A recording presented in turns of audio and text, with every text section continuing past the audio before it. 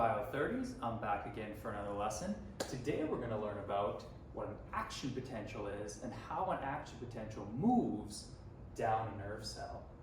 So first off, let's discuss what is an action potential. So an action potential is simply just another term for a nerve impulse, a nerve signal, and really all it is a flipping of the charge from a negative charge to a positive charge. So sitting at rest, a nerve cell or a neuron would have a slight negative charge on the inside compared to the outside. So they actually did this. If you look at the image of a squid there, you'll notice that a squid has a really long axon. And what they did was they actually put a voltmeter with one electrode inside of a neuron and one electrode outside of the neuron. And you can actually see how large the axon was. They were able to actually put the voltmeter inside of that axon. They noticed that at rest, the inside charge was more negative relative to the outside charge. And it sat at about negative 70 millivolts. Now that's not for every neuron in the body, but most neurons in the body would be at roughly negative 70, give or take. So they noticed that when an action potential occurred, that charge flipped from negative 70 all the way to about positive 40 millivolts. This didn't last for more than a couple of milliseconds, and then it went back down to negative 70. So that flipping of the charge from negative 70 to positive 40 is what causes the action potential or the nerve impulse. So let's talk about why the neuron is negative 70 to begin. So if we look inside of a neuron, we notice two major things occurring, or two major differences, I should say. Inside of the neuron, you'll notice there is a lot of potassium ions, K+. There's a lot of potassium ions compared to the outside. So there's a lot of potassium inside, very little potassium outside. If you look outside of the neuron, you'll notice there's a high concentration of sodium, Na+, and not much sodium inside. So there's an ion concentration difference. There's a lot of sodium outside and a lot of potassium inside. And when it comes down to it, if you actually counted them all up, there's more sodium outside than there is potassium inside. And I'll explain why that is in a little bit. The second thing is, you'll notice these little blue things, those are negatively charged proteins that are found within the neuron. Those won't move, those will only stay inside of the membrane, giving the inside a further negative charge. So there's more sodium compared to potassium. They're both +1, but if there's more positive here compared to here, that's going to give you a slight negative charge. Also add in these negatively charged proteins, you now have a negatively charged neuron. Now you might ask yourself, well, why don't the ions just switch places? Good question, right? Simple diffusion would suggest sodium would want to go in, potassium would want to go out. At this current moment, they are unable to do so. These big purple things here, those are what we call ion channels, or I call them ion gates. Think of them like a gate, opening and closing. In this image, you can see the potassium gates are currently open, but at rest, a neuron would have all of their gates closed. So sodium gates would be closed and potassium gates would be closed. So a neuron at rest, we also describe as polarized. So polarized neuron, sitting there at rest, about negative 70 millivolts, would have the sodium gates fully closed, potassium gates fully closed, and no ion movement. So at that moment, the neuron would be resting, no ion movement, high concentration of sodium outside, high concentration of potassium inside. Now the reason for the difference between the sodium and potassium is because of our sodium-potassium pump. This is a structure that lines our membrane, so you got a ton of these pumps everywhere, and they will actually pump ions across the concentration gradient, meaning they go against the flow. If you ever tried to swim with the current or against the current, obviously going against the current takes more energy. So we need energy in the form of ATP to run these pumps, and what the pump is going to do is actually going to pump 3 sodium ions out of the cell and take 2 potassium ions and pump them into the cell. So it's a 3-to-2 difference, and that's why there ends up being more sodium outside than potassium inside. And these pumps will continue to run even if a neuron is resting. So a neuron at rest will always have more sodium outside and then less potassium inside, relatively speaking. But at this moment, gates would be closed, but the pumps would still be pumping. 3 to 2, 3 to 2, 3 to 2. So a neuron at rest would have a bunch of sodium sitting outside, a bunch of potassium sitting inside, and then it's waiting for something to happen. Now that something is a stimulus, right? This could be something as simple as light hitting your rods and your cones in your retina. This could be something touching your hand. This could be food touching your tongue, taste buds, picking up chemicals from our food. Any of these things will cause the sodium gates to open. The sodium gates will open just a little bit to allow in some sodium ions. Now, sodium will obviously want to move inside of the neuron because of diffusion as well as charge attraction. The positive sodium is going to be attracted to the negative charge, especially those negative proteins inside of the cell. So now we have sodium entering the cell, and this is going to cause the inside of our cell to get a little bit more positive. So we're going to jump up to maybe negative 60, maybe negative 55, negative 50. Eventually we're going to reach a point where it's called our threshold level. And the threshold level is simply just the minimum amount you need to reach, or the minimum charge you need to reach to get a full action potential. Once you reach your threshold level, all of the sodium gates will open. Sodium will rush into the cell and create that positive charge difference. So now the inside of our cell is full of both sodium and potassium, because you have to remember, at this moment, only the sodium gates are open. Potassium can't go anywhere.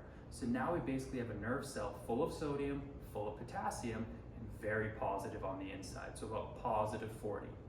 When it hits positive 40, the sodium gates will slam shut, and now the potassium gates will open. This is called a repolarization. But actually, before I jump in the gun a little bit here, I should say the action of going from negative 70 to positive 40, we call that a depolarization. So a depolarization is going from negative 70 to a positive 40. That's also known as an action potential. So first our neuron is polarized. We then depolarize it by flipping the charge. And now we must repolarize it, so get it back to resting. So to repolarize our neuron, we are going to close the sodium gates, close the sodium gates, and open the potassium gates. Now potassium can leave the cell. This should make our cell more negative. Now you notice in the graph down there at part C, there's a bit of a dip in charge. That's actually called hyperpolarization. And this can occur if too much potassium leaves the cell. Because unlike sodium gates, potassium gates do take a little bit longer to close. So as you're nearing that negative 70, a few extra potassium ions might leak out of the cell. But that's okay, because we do have our sodium-potassium pump to then fix the ion concentration and bring us back to resting. Because after we've repolarized, we may be close to that negative 70, but our ions aren't in the right positions, right? Sodium is now on the inside, potassium is on the outside. We want it flipped. So now our sodium-potassium pumps will flip it back to normal, where our sodium will be pumped out of the cell, potassium pumped into the cell, and now we're back to a resting neuron. So it looks a little something like this, okay? We're gonna start number 1 here at rest. Let's say it's about negative 70, high concentration of sodium on the outside, and a high concentration of potassium on the inside. There'll be a stimulus, which will cause the potential to rise. Some sodium gets in as a few sodium gates open. If that reaches our threshold, we get a full action potential or depolarization at 3, where all of our sodium is then entering the cell. A repolarization at 4, which is the potassium leaving the cell. Maybe a brief hyperpolarization at 5, and then we're back to rest at number 1. So this is about as simple as I can make it. This is kind of the bare bones. This is your basics on how a nerve signal works. So number 1, a resting neuron is at negative 70, okay? High concentration sodium outside, high concentration potassium inside, both gates are closed. If a stimulus opens some sodium gates, a little bit of sodium enters, should raise our charge a bit. If we reach our threshold, let's just say -50 in this case, we then get a full depolarization, which is going up to a charge of +40 because all of our sodium gates are now open. Potassium gates are closed, but sodium gates are open. So sodium can then rush into the cell, making the cell quite positive. Then we get a repolarization where our sodium gates will close, our potassium gates will open, and then the K+ or the potassium will leave the cell. As that happens, our cell gets more negative. Sometimes those gates take a bit longer to close. We get a brief period of hyperpolarization, but then the sodium-potassium pump will fix this. Now, during this repolarization resetting period, we refer to this as the refractory period, because during this time, you cannot have another action potential. You have to go through the steps before you can get another action potential. So you first need to depolarize, then repolarize before you can depolarize again. So while we're actually resetting, the neuron cannot be stimulated by another depolarization. We actually have to wait. This only takes a couple of milliseconds, right? This is a very short period. It doesn't take very long, 1 to 10 milliseconds, but we do have to reset the neuron before we get another depolarization. Okay, now threshold level I kind of mentioned, but I do want to clear up one little bit here. The threshold level, I know I use -50 as like a example. It's not always -50. It can vary neuron to neuron. So some neurons might have a very high threshold level, so it takes a lot of stimulus to hit. Others might have a very low threshold level. For example, the rods in your eyes, they take like 1 or 2 photons to activate them. So they'd have a very low threshold. It wouldn't take much to activate those neurons. Whereas something that's not as sensitive, right, like a cone, right, the high intensity color vision, you might need a greater stimulus to activate those neurons. Now, the all or nothing response in a neuron is essentially you get an action potential or you don't. It's a 0 or 100. You can't have a 50% action potential, right?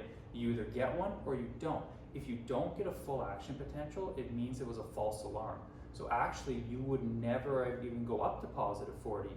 You might get close to the threshold, but if you don't hit the threshold, you'll just go back down to -70, and it's like nothing ever happened. It's like something brushes against your arm, but it was just light enough that you didn't feel it.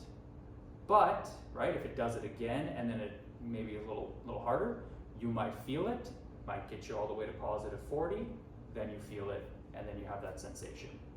So essentially, you either get a full action potential or you don't get any action potential. And that leads into the question at the bottom here, which is, how does your nervous system detect varying levels of stimuli? Because we have a variety of sensations we occur. So let's take this example here, right? We got 2 glass rods, and let's say we have a glass rod that's 50 degrees and 40 degrees, right? How would our nervous system know the difference between the two, right? We can't just pick up both rods and say, ooh, this one's 40, this one's 50. But if we touched both rods, we would be able to tell that the 50 does feel hotter than the 40. And here's how. You don't get a stronger action potential. This is interesting because it doesn't really matter if you have a paper cut or a stab wound. -70 to +40 will still be occurring. That won't change. The action potential is the exact same. What changes is the number of neurons that fire and how often they fire, so the frequency. So in our example here, the 40-degree glass rod is hot enough to activate neuron A. So neuron A starts sending signals to the brain, but it's not hot enough to activate neuron B and C. If we look at the 50-degree glass rod, it's warm enough to activate A, obviously, but also B. So now we have these 2 neurons firing to the brain. The brain can then tell that this glass rod is warmer than that glass rod. Also, for the warmer glass rod, those neurons would be firing more frequently. So once again, the actual thing that's happening, the action potential doesn't change. It's -70 to +40. What does change is the number of neurons, and how often they fire. Okay, so I just want to end here by talking about how a action potential will then move down a neuron, because in the last lesson we discussed how it goes into the dendrites, through the cell body, and then down the axon. So how does this occur? Two analogies I can give you would be like a falling domino or a wave. If you've ever done the wave at a sporting game before, right? You know, it waves around the arena. It starts at one point and then finishes at another. Same idea with an action potential. Think of it like a wave of depolarization. So here's what happens, right? In one area of the neuron, we have a depolarization. So this area would be depolarizing. These segments of the axon would then just be sitting there at rest. So those segments would be sitting there at rest. Now what happens is the positive sodium charge will be attracted to the negative area over here. And it's going to come along and start to open some sodium gates. And if that occurs, we're now going to have a depolarization right here. But remember, we don't want our action potential going backwards. This would be very bad. We want our signal going in one direction. We want it to continue going this way. So if it were to go backwards, it wouldn't even do anything because this area is in the refractory period. It's currently repolarizing. Sodium gates are currently closed, so nothing would even occur here. So what happens is this area is now depolarizing, this area is repolarizing, and this area is at rest. Meaning now we're going to be attracted to the negative area over here. Now this area is currently depolarizing. The area behind it is currently repolarizing, and this one that we started with is back at rest. So technically we could depolarize it again because it's gone through the refractory period. And this would go all the way down your axon until the very end of the neuron. Now the last thing I want to discuss is, what if the neuron has myelin? Well, if the neuron has myelin, the same principles apply. You would still depolarize the axon, but you actually wouldn't depolarize any area covered in myelin. And this is called saltatory conduction. So what ends up happening is the action potential will actually jump node to node, like I mentioned in the previous video. So what you're doing is you'll actually depolarize the node. You wouldn't depolarize anything covered in myelin because it's insulated, so sodium wouldn't even be able to get in the first place. And then as you reach the next node, you depolarize that. So instead of having to depolarize the entire axon, you end up just depolarizing node to node to node to node. And then you go all the way down the neuron until you reach the very, very end at the end plates. When you do that, you'll then be able to move or send that signal to the next neuron, which is a bit of a different process. It's called a synapse, where two neurons form that connection, and that's what we're going to talk about in the next video. So, thank you for watching, and we'll chat soon.